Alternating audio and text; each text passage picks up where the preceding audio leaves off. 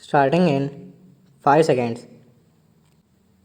For 30 years, Omar al Bashir, a former military officer, ruled Sudan with an iron hand and indiscriminate violence.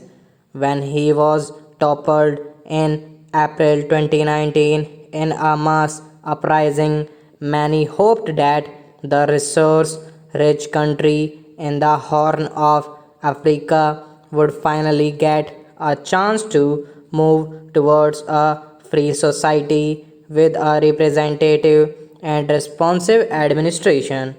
But the tragedy of Sudan is that the monstrous regime that Mr. Bashir built outlasted his reign. Within 2 years of his fall, the military was back, and now a power struggle between the top two generals has pushed Sudan to the brink of a civil war. Dozens of civilians have already been killed in fighting that broke out on Saturday in Khartoum and other parts of the country between the military and the Rapid Support Force RSF, a notorious paramilitary group.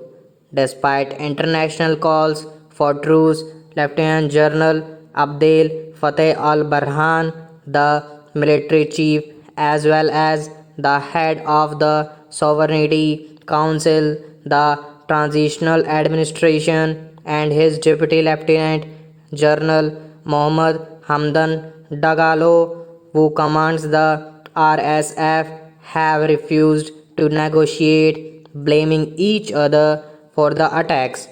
Mr. Dagalo, who has close ties with Russia's Wagner private military company and Saudi Arabia, claims that the RSF has taken control of the presidential palace and has vowed to bring General Burhan to justice, while the military has dismissed such claims and launched airstrikes against RSF sites.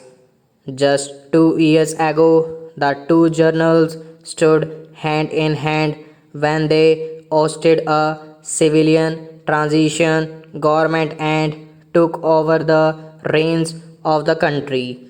Faced with international isolation and domestic pressure, they agreed to transfer power back to the civilians. But differences emerged on who should control the post transition military.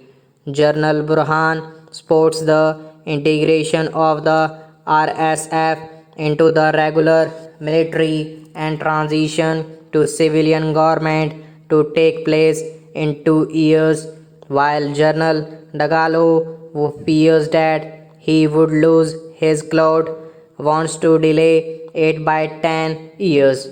Discord grew into mistrust, and mistrust led to fighting, and the fighting could drag the country, which has a history of internal strife, into an all out civil war.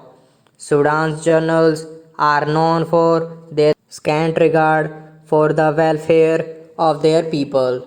The country is struggling with an economic crisis with rocketing inflation and a burning hunger problem. The last thing Sudan wants now is a civil war.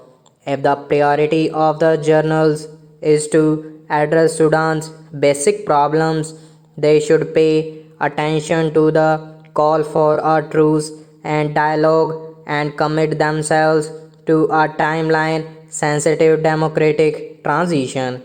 Decades of military rule in Sudan have resulted in a lot of atrocities. General Burhan and Dagalo should not tread the same course. Stop.